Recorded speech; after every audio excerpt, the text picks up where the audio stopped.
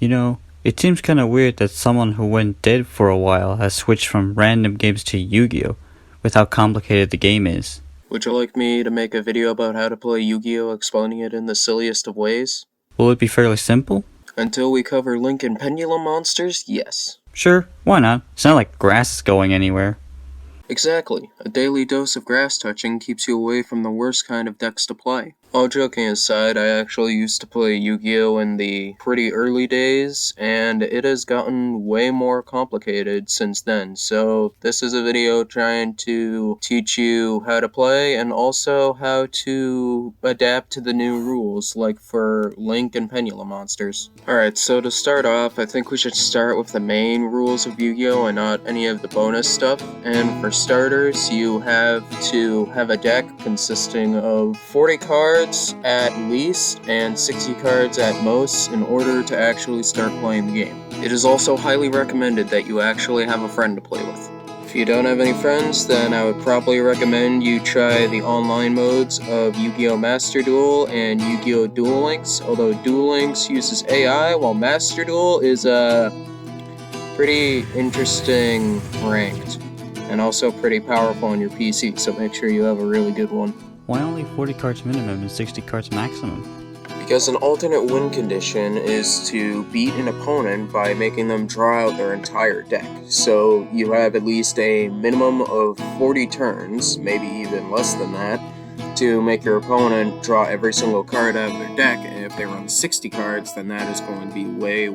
Anyways, aside from the deck size, both players start with 8,000 life points at the start of the duel, and you can probably guess how you take down life points, but I'm still going to explain it later on anyway. Okay, so the field consists of 10 main zones and a few other unique zones. The deck zone at the bottom right for your deck, just above that is the graveyard, where your used spells and traps go to the graveyard, as well as monsters destroyed by battle. To the far left of the deck zone is the extra deck zone for monster types of Fusion, Synchro, Xyz, Link, and Pendulum, because Pendulum are weird. The monster zones are where your active monster cards go and you summon them through various means, while the spell and trap card zones are where you can activate or place face-down spell and traps. Such creative naming. The spell and trap card zones also house a zone called Pendulum Zones, where Pendulum monsters go for their unique mechanic, which I'm going to explain later because it gives me a headache. A deck has to consist of monster cards, spell cards, or trap cards. Starting with the monster cards, these cards are your creatures like in Magic and are your main damage dealers for fighting other monsters or attacking your opponent directly. They're just holograms, what could go wrong? Monsters come in many flavors for your form of getting them onto the field, which I'll address at the end. To start, you have normal monsters, or the baseline. These monsters have an attack point and defense point total, an amount of stars, a type just above the flavor text, and an attribute next to its name. The stars represent how strong the monster is, where lower stars is weaker and more stars is stronger. Sometimes. Cool, so can I play multiple of this dragon? Yes and no. The stronger a monster is, the harder it is to summon, specifically requiring sacrifices. A monster level 1 to 4 can be normal summoned once per turn from your hand in either face-up attack mode, using its attack points for fights, or in face-down defense mode, using its defense points for fights and giving you an element of surprise, because you never know what might be flipped up. You could assume that it's a very low monster, and then BAM! 2,000 defense points, you're losing life points, bud. Monsters level 5 to 6 need you to send a monster on the field to the graveyard to summon them, and for level 7 to 12 monsters require 2 monsters.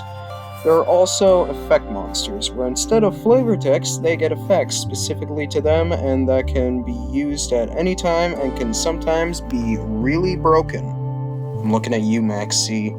There is a limit to how many of one card you can have in your deck, which most of the time is 3. However, the cards listed on the ban list of the trading card game, or original card game, can be either semi-limited, which is 2 copies of a card in your deck, limited, where you can only run one copy of a card in your deck, and cards that are banned, never allowed to be used unless the meta shifts to where they're irrelevant. Anyway, I should go over how the rest of the game works now that the bare minimum is here. To start a duel, both players draw 5 cards after shuffling their deck. You can decide who goes first based on any means, like a coin flip, a dice roll, a sword fight, whichever way you want to decide who goes first or second. The player who goes first doesn't draw a card, which is where I'm going to show my boomerness and say this gives player 2 immediate card advantage, which is very big in Yu-Gi-Oh! How bad could it be? What does Pot of Greed do? Add 2 cards to your hand? That's exactly why Pot of Greed got banned and had all the other pots have ridiculous costs in order to make them actually effective. And Do-Do-Do draw, which isn't that bad if you run Do-Do-Do. Anyway, there are multiple phases. The draw phase, which is skipped for the player who goes first on the first turn because this is where you draw a card. The standby phase, which is basically just for effects from spell and monsters. And then the main phase. This is where you do everything. You have a monster that's level 1 to 4, why not summon it? Have spells and traps, may as well lay them face down or activate them. But I will say, some of the time, if you go first, this phase is immediately skipped because imagine having all spells and traps and no monsters, and the spells and traps are specific to where you need a monster. That is what you call being bricked, and being bricked very hard. The main phase is basically where you just set everything up to how you want it to be and then get ready for either your opponent's turn or the battle phase, which is skipped for the first turn player. The way damage is dealt in Yu-Gi-Oh! Depends on what's being attacked and what your monster's attack points are. If you attack on an opposing monster that is in attack mode, you destroy the monster and the opponent takes the difference in their attacks. If you attack a defense position monster with less defense than your attack, you destroy the monster, but don't do any battle damage unless your monster has an effect that says it can do piercing battle damage. If your opponent just so happens to be a master at chess or plays a lot of Sudoku, then they might have saw your attack coming and used a card that'll boost their monster's attack points, making it so that your monster is attacking an opponent's monster that has more attack than your monster. In that case, say bye-bye to your monster. It's going straight to the graveyard. You're losing life points to the difference between the attacks. I know, it's really heartbreaking. And it's also the same for if you decide to be a little bit reckless and go for the attack against a face-down defense mode monster. If their defense points are higher than your monster's attack points, then you're losing the difference as life points, but you get to hold on to your favorite boss monster. And if an attack position monster is attacked by another monster with the same attack points, both monsters are destroyed, but because there is no difference, neither player loses life points. And finally, if you attack a monster with the same amount of defense points as your attack points, you're just kinda dumb. Like, nothing happens. Diddly squat. All you did was just waste an attack. Good job. You really did a good job there. Yeah, you really intimidated them. After the battle phase is main phase 2, where you can do everything you did in the main phase, but don't get an extra normal summon for that phase, and is only accessible after the battle phase, and then the end phase. This is where you end your turn. Every time after the first turn, both players draw 1 card from their deck every draw phase, and you can enter the battle phase after your main phase 1, but can't re-enter it after main phase 2. That's not how a loop works. Quick editor's note, you're not actually dumb if you attack a defense position monster with a monster with the same amount of attack, but it's very rare that it's actually helpful. Like, the only thing it helps is Neuron. Alright, now that you know about how the field works, it's about time we talk about your best friend, the spells and traps. To start off, we have trap cards. They can only be set face down during your main phase and can't be activated the turn they're set unless it says that you can activate it the turn that you set it, but it's very rare. And when it transitions over to your opponent's turn, it becomes all shady and glowy, which means that it's ready to be used for whatever effect you want to use it. Like, if it's a negate or if it's like fucking graveyard exceed something. Sometimes traps also have requirements like a life point cost, a monster cost, an opponent's monster cost, or just any other kind of cost. It's also the same with spell cards, but this isn't too much to worry about depending on what kind of deck you decide to run, so use them at your own risk. Although it's not all of them, so use the ones with the risk at your own risk. Spells are very similar to traps where you can lay them face down like traps, but unlike a trap, you can't mess with your opponent using them because they can only be activated during your main phase and can also be played from your hand. Spells and traps also have types. The common one between them is continuous, where when it's played, it stays in that zone until your opponent draws a card that can destroy it. The effects of continuous spell and traps either stays in effect until it leaves the field, or can have its effect be used multiple times at once based on who activates it. And usually, for the former option, it is terrible because then you get cards like Floodgates that are cards that prevent you from actually playing the game by limiting what you can do. I'm specifically looking at you, Skill Drain. You're a horrible card. Next up for traps is vanilla and counter traps. Vanilla traps are run-of-the-mill traps, while counter traps take effect before traps in a chain can do a variety of things, but most of the time they just negate the activation of cards. And while we're on the subject, chaining is basically where when you activate a card, your opponent can respond to it if they have a card that's either of a faster spell speed or if it's a quick effect, the same spell speed. So when you chain and it keeps going on for however long you activate cards, and then when you do activate all the cards that either you or your opponent can in the chain, it all resolves in the reverse order. So say I activated like a Max C, and my opponent played an Ash Blossom, the Ash Blossom would play first, and then my Max C. Although Max C wouldn't even play because it gets negated. Now for the spell types, starting with vanilla spells. They can be activated during your main phase and can do whatever effects on the card. Quick play spells can be played like they're trap cards, but only on your opponent's turn, and if they're face down, and can also be used from your hand in odd places like the battle phase, but can also be used in any other phase that you want. Equip spell cards are spells that equip itself to a monster to boost the monster in some random way. So what you're saying is, they can give a fairy a sword and it'll be stronger? Yeah, but there are sometimes restrictions, like it can be boosted depending on how many monsters you have on your side of the field, but if you don't eat an egg sandwich in the next 5 seconds, then it automatically gets destroyed. And no, that's not an actual card. Ritual spells are used for a form of summoning called ritual summoning, and field spell cards are put in the field zone and give you a long-lasting passive effect while it's there. My personal favorite being the Seal of Orichalcos, but it stops my favorite form of special summoning from the extra.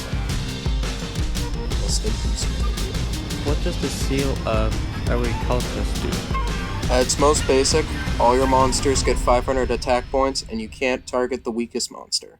That's pretty good.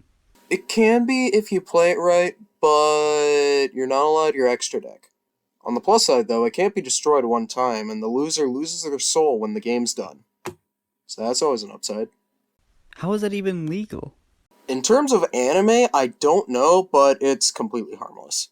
I very briefly mentioned normal summoning, but now it's time I get into special summoning, which is the main way monsters are summoned to the field. Anytime a monster is summoned through an effect or from the extra deck, it is a special summon, and you can do it as much as you want in a turn. So I can summon as many monsters as I want to the field? If you have the cards for it, yes. Isn't it a little overpowered? I didn't say they had to be strong or card effect proof. Touché. Anyway, now is the category of summoning different monster kinds, starting with Ritual. Its most basic is activate a ritual monster's ritual spell, then sacrifice monsters with a combined level greater than or equal to the monster's level, and just kinda do things with it. Next is Fusion Monsters, where they are summoned through either the Fusion Monster's effect or a contact fusion, or by using polymerization and sending specific monsters or materials to the graveyard to special summon a monster with their powers combined, or just a random monster because you needed to remove an opponent's monster or one of your specific monsters and add a fusion monster with non-generic materials. Like fucking Destiny Hero Phoenix for Enforcer. After that is synchro summoning, which requires a tuner monster and at least one non-tuner monster on your side of the field to perform. Simply send both to the graveyard and play a synchro monster with the specific requirements and with the tuner and non-tuner monsters levels exactly equaling the synchro monsters, which means you'll probably want to play either a bunch of monsters that can summon tokens that conveniently equal the synchro monsters level, like Sword Souls, or just play a different deck, kind of like Junk, where you just have a bunch of very low-level monsters. So if you spam low-level monsters, you can get out higher-level synchro monsters with the sheer volume of monsters. Next is Xyz monsters, and Xyz summoning, which I have done through so many of my replays. Basically, you want two monsters of the same level on the field, then you put one on top of the other and place an Xyz monster on top of the two that has its requirements meted by that pair of monsters. What about all the stuff in your replays where you XYZ summon with XYZ monster? That was due to the effect from the monster summon or by using a rank up magic spell, which is still treated as an Xyz summon. Anyway, the materials from the summon stay with the Xyz monster and get sent to the graveyard to activate its main effect if the requirements are met. And there is another term for special summoning a Xyz monster off of a rank up or another monster's effect, and it's one that I actually quite like. Chaos Xyz Evolution!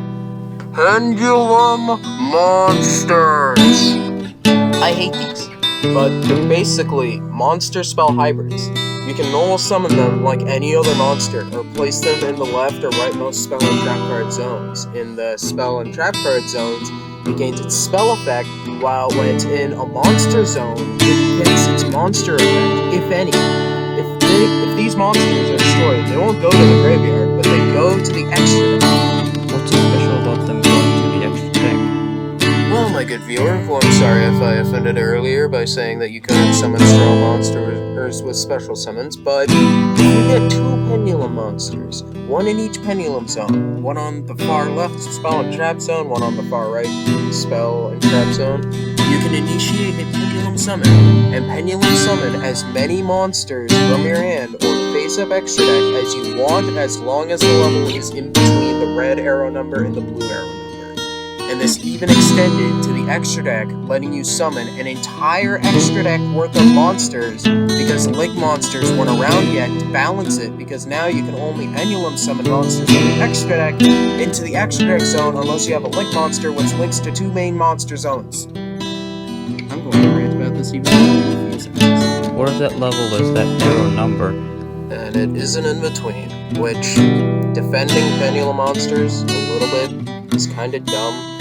I've tried to pendulum summon the Master Duel with monsters that were like the exact arrow marker, and it has to be in between. And while we're on the subject of pendulum monsters, the difference between Xyz and pendulum monsters is pendulum are special and still main deck. So you can just play them to the pendulum zones immediately when you draw them, and either use their effects to do an FTK, because there's a lot of those, or even worse, set up to summon one of the other times. I get that it's helpful, but for archetypes already established about them, they are bad. I had like one pendulum monster in my old Xyz deck, and guess what? I removed it, because his only thing that made him useful, which was being bait destruction, was outclassed by a rank 4 Xyz. And I don't know about all of you guys watching, but personally, Xyz summoning makes me go, yes. It's fine to like pendulum, but good fucking god, they were added to duels, and then a boom of FTKs were discovered following that, for the small brain game where you don't have to think as hard in regular Yu-Gi-Oh! Because now you only have half the deck sizes. Finally, it's time to talk about the goofy link monsters. This section I don't fully understand, so please have mercy when I do this section. And I know I've been playing Sky Strikers, but Sky Strikers don't exactly play like a lot of other link monster decks, so you'll have to bear with me. So, there are two monster zones above the main monster zones called the extra monster zones. Extra deck monsters can be summoned here, or they can be summoned to the main monster zones. Link monsters have to be summoned to the extra monster zones and require a number of monsters depending on its link rating. So with this little Cyber Dragon baby boy, it's a link rating of 1 and only requires 1 monster to link summon it to the extra monster zone. And yes, I know that I said it's a Cyber Dragon baby, but it's hard to tell with Salamander grades, okay? Cybers is a little weird. Link ratings can go up to... max I've seen is 5, so there could be more, but link monsters can be somewhat easily summoned if you link summon it with another link monster. So with a link rating 2 monster and another monster on the field as part of the requirement, it can ignore the quantity requirement and link summon using the link 2 monster as 2 of its cost. Link monsters can also be summoned to zones pointed to by link monsters in the extra monster zone, and link monsters cannot ever go into defense mode. They only have attack, which is a double-edged sword sometimes. Although usually as part of a link monster's kit, they also have an effect where you can summon a monster from your hand to the link monster zone, and sometimes it is really dumb. Okay, this part's completely unscripted, and I'm also doing only one take of this, so I'm probably going to be going through it really fast. But if you're starting out with Yu-Gi-Oh! For the first time and starting with Master Duel and want to get a good deck quickly, then my best suggestion would be start by grabbing Synchro of Unity from the starter decks that you're provided. You get all 3 of them anyway, but Synchro of Unity is the best. And go through as much of solo mode as possible and try to build up as many cards as you can through solo mode, and also get as many gems as you can. When you have enough gems, you can start spending on master packs, but I'd recommend going for a specific archetype, like say Sky Strikers, because they can be really fucking annoying, but maybe also Utopias, I don't really know. Despia is kind of fun, and there's also an event going on for it, so maybe go Despia, I don't really know, and I don't really care. But when you decide what archetype you go for, try and get as many gems as you can, and if you have any dust left over from recycling cards from like a first draw, craft cards related to that archetype so you can unlock the secret packs. And the secret packs give you 1 free pull the moment you find the secret pack. So you basically get like a chance to make even more dust just by getting like 1 singular card that's SR and above. Anyway, that's probably gonna be it. My recommendation for starting archetype is maybe Sky Strikers, because they can be a little dumb if you know what you're doing. So, yeah.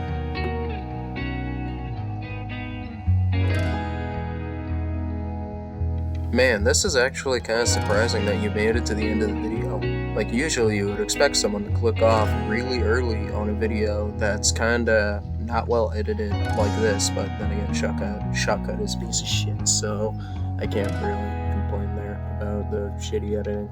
I did the best that I really could, but anyway, yeah, maybe like and subscribe if you stayed through all of this, because this was hell on the side of also doing college work.